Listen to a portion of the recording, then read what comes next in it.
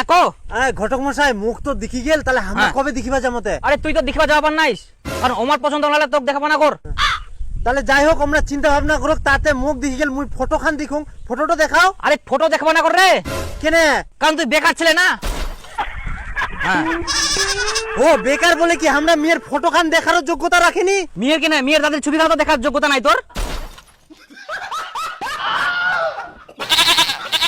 ওমার পছন্দ যদি হয় করতো তাহলে দেখাব কর, আর যদি না পছন্দ হয় তাহলে দেখাবো না কর। ওই চিন্তা ভাবনা বাদ দে, ওই ফটো দেখাবো না করতো, কারণ তুই বেকার ছেলে না, ওটা হচ্ছে ব্যাপার।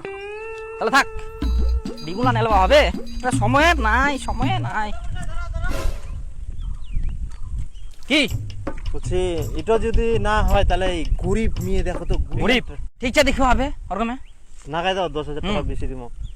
তুই বেকার আবার 10,000 টাকা দিব। আহা বেটো নাগাও নাগাও, ধার দেনা করে দেওয়া যাবে, বয়স তো চলে যা, তো গরিব খুঁজেন। ঠিক আছে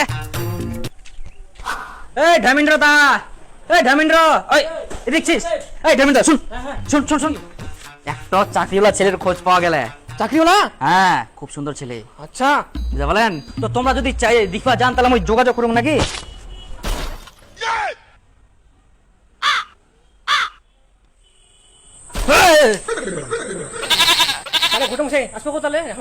তো তোমরা তো দেখিবা যান আগে, তো ওই জন্য মুই না কোচিনো দেখা যাবে নাকি? হাই সর্বনাশ, ঘটমাস আপনি কি কথা করছেন?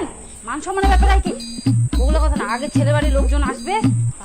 হ্যাঁ ঘটক মশাই, মোর বুটা আবার ঠিক কথা কয়া, ছেলে বাড়ি আগে আগে ফের যাওয়া যায়। মোর মান সম্মানের ব্যাপার, চাকরি করে আমরা তোমার কাছে কত তাড়াতাড়ি আমরা রেডি ছিলাম। তো আজকা হঠাৎ কাম হয়ে যাবে, কালকা হইলে ভালো হলো। হ্যাঁ অত দেরি করলাম না, কখন নিয়ে আসা তো আজকে আমরা রেডি ছি, শুভ কাজে দেরি করলাম নাই।